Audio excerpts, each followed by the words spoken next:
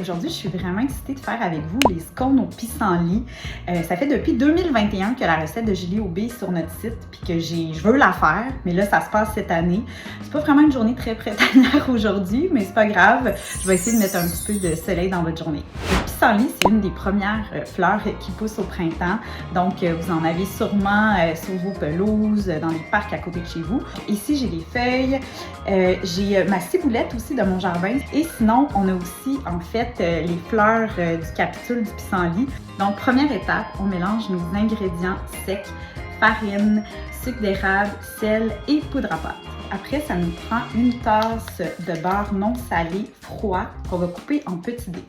Je coupe ma ciboulette. Et là, j'ai lavé mes feuilles de pissenlit. Je vais les hacher finement, puis ça va aller dans mon mélange. Moi, j'étais curieuse, fait que je goûte. C'est quand même amer, comme un peu la même amertume qu'une roquette. Ça va vraiment donner du goût. Puis moi, ce que j'ai fait, j'ai essayé de prendre aussi les pousses un petit peu plus petites, un petit peu plus jeunes, qui vont avoir un petit peu moins d'amertume. Et là, je vais prendre les petites pétales de mes pissenlits.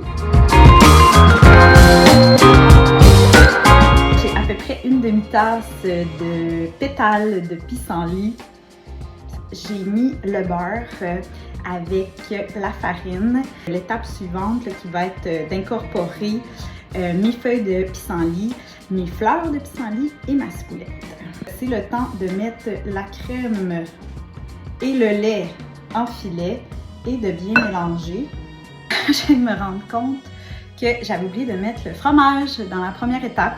Donc, je vais essayer de l'incorporer puis on va voir ce que ça donne. Donc, voici de quoi a l'air ma pâte.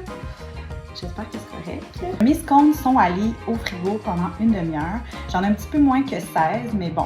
Et ils sont de forme irrégulière, mais je suis sûre qu'ils vont être délicieux. Fait que là, ce qu'il me reste à faire, j'ai un œuf ici avec un petit peu de crème. Je vais les badigeonner pour donner une belle dorure à la cuisson.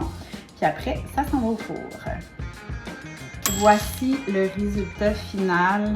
Des beaux scones très dorés qui ont l'air vraiment bons.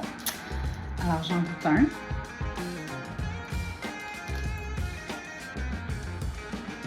C'est vraiment bon. Tout ça vaut gazon.